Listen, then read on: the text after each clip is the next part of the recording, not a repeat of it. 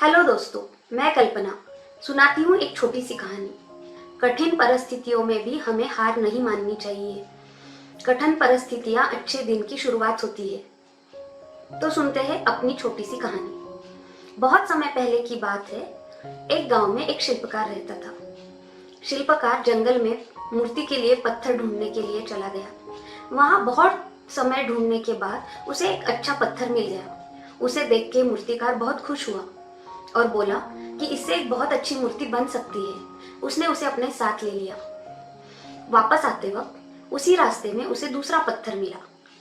उसने उस पत्थर को भी अपने साथ लिया, उसका कुछ उपयोग करने के बारे में सोच के। जब वो घर आया, उसने उस पहले पत्थर को उठाया और अपने औजारों के साथ उस पर कारीगरी करनी शुरू कर दी। जैसे ही औजारों की चोटें पत्थर पे पड़ने लगी, पहला पत्थर बोल उठा और वो याचना करने लगा कि मुझे चोटें मत दो, इससे मैं टूट जाऊंगा और टूट के बिखर जाऊंगा।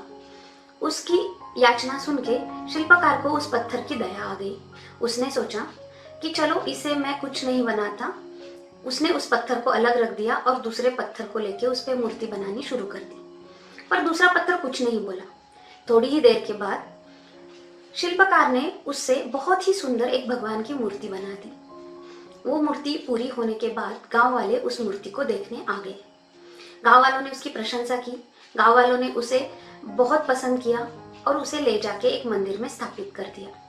पर जाते हुए उन्होंने पहले पत्थर को भी अपने साथ ले लिया, यह सोच के कि ये नारियल फोड़ने के काम आ जाएगा। उन्होंने मूर्ति बने पत्थर को मंदिर में स्थापित करने के बाद उस पहले पत्थर को नारियल फोड़ने के लिए वहीं सामने रख दिया। लोग आते, गांव वाले उस मूर्ति को निहारते, उसकी प्रशंसा करते, उसे दूध से स्नान कराते, उसे फल और प्रसाद चढ़ाते, उसकी पूजा करते और वापस जाते वक्त उसी पत्थर पे, पहले पत्थर पे नारियल फोड़ते। कुछ दिनों बाद वो पहला पत्थर बहुत परेशान हुआ और वह मूर्ति बने पत्थर से बात करने लगा।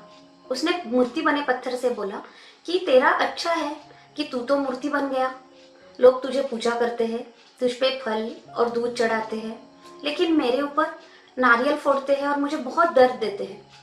तब दूसरा पत्थर उसे बोला कि जब मूर्तिकार तुम पे मूर्ति बना रहा था तो तुम वो सहन नहीं कर पाए, उसकी चोटें तुम्हें दिक्कत दे रही थी, लेकिन मैं कुछ नहीं बोला।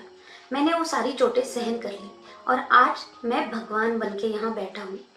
अगर तुमने उस बारे में कोई परेशानी नहीं दिखाई होती तो आज मेरी जगह तुम होते, लेकिन तुमने आसान रास्ता चुन लिया और मूर्ति बनने के बजाय पत्थर बन के रहना ही पसंद किया। पहले पत्थर ने कहा कि अब इसके बाद मैं किसी भी चीज की कोई भी शिकायत नहीं करूंगा और पहला पत्थर उसके बाद अपना काम बहुत ही ईमानदारी से करने लगा। लोग वहां आते, उस पे नारियल फोड़ते, उस पे नारियल का पानी पड़ता और वही नारियल का एक टुकड़ा वो उसे प्रसाद बोल के चढ़ाते। तो देखा आपने कि किस तरह औजारों की चोटें खाके एक पत्थर भगवान बन गया और दूसरा पत्थर पत्थर ही बना रह गया। इसलिए हमें कठिन परिस्थितियों से कभी भी घबराना नहीं चाहिए। अगर आपको मेरी ये कहानी पसंद आई हो, इसकी सीख अच्छी लगी हो, तो प्लीज़ इसे लाइक, शेयर और सब्सक्राइब ज़रूर करें।